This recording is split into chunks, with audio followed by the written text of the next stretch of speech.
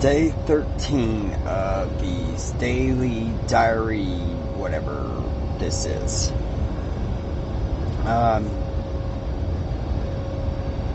We start with the proclamation that even though she'll never see this, I don't think, even though I don't know if it makes a world of difference or any difference, I love my wife. She's in the Philippines, she's blocked me, and I tried to fix things, and I desperately wanted to have a conversation, and she blocked me, as previous videos made it clear. So, that is that. I don't know what the purpose of this even is, but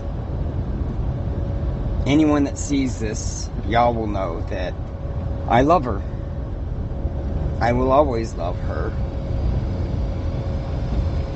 Alright, so today I listened to the Gospel of Luke, and I listened to the Gospel of Mark a couple days ago, got some insight from that. I listened to the Gospel of Matthew, got some insight from that, then followed up yesterday with the Gospel of Mark, and now I tried the Gospel of Luke. Matthew, Mark, Luke. Yeah. Gospel of Luke. And none of it resonated with me in the same way Matthew or Mark did. In fact, it seemed like it was too much. That there was too much there for me to fully absorb, or like I was full or something. And I guess the lesson that I've taken away from that is that my habit, one of my flaws is I want to feel like I'm doing something. I want to feel like I'm making progress.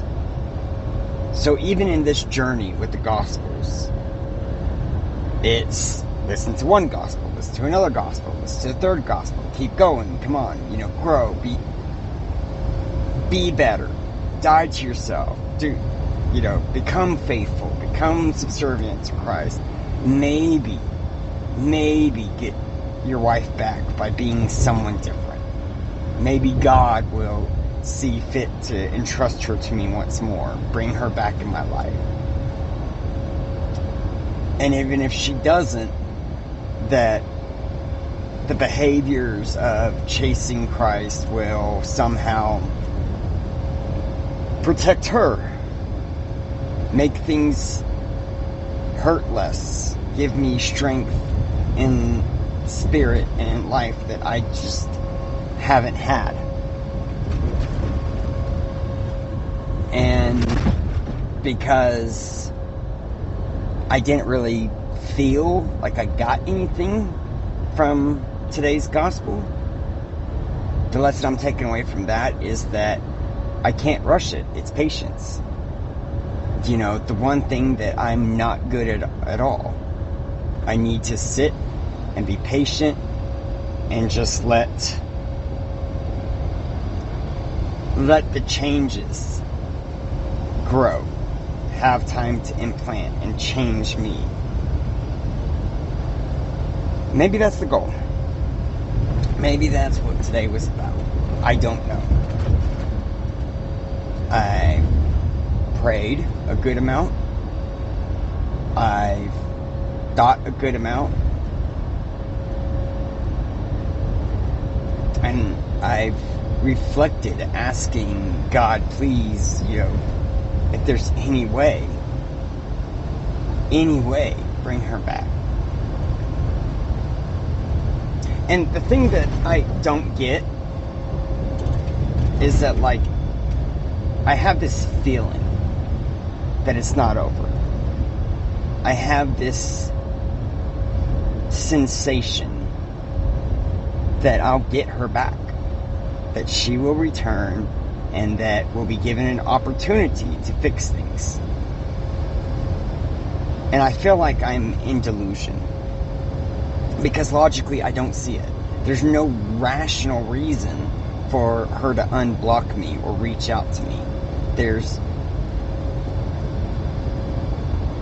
no way. I've screwed up too much.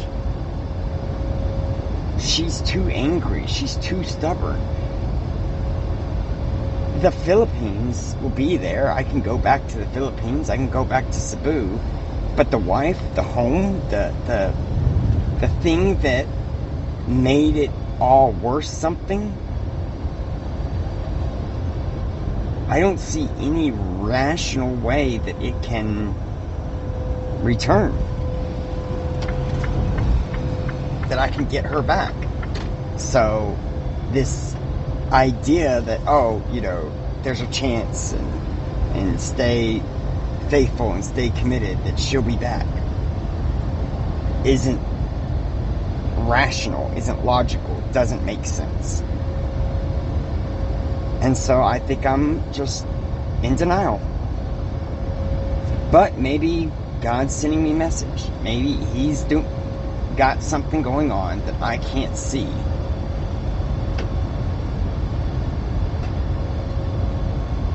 And that will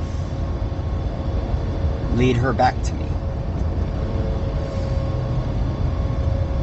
I don't know. I've got to keep on this journey. I've got to pave a road via my sacrifices so that hopefully she will make it to heaven.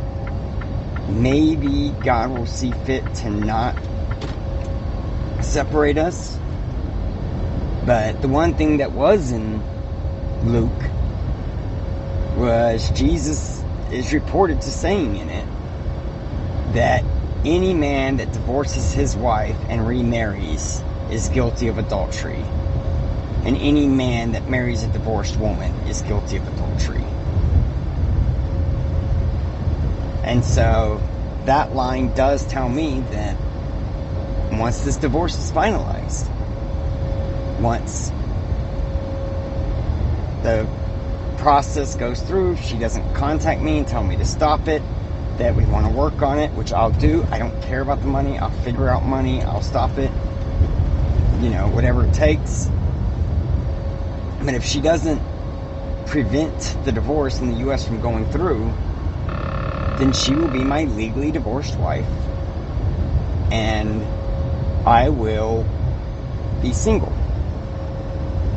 And to live like Jesus means I must remain single forever until I die. And I've said it before, like, oh, with my ex, I'm like, oh, I'll never date again. I'll never date again. And it took like 5 years before I met my wife. So, saying it now, I feel like it's another lie to myself, another lie to the world. I don't know. But because it was a marriage, maybe it's different. Maybe God will help me remain celibate and remain faithful to my absent spouse. I have no idea. So sorry, day 13 doesn't have much of an update, but I guess today's lesson is patience. Alright, peace.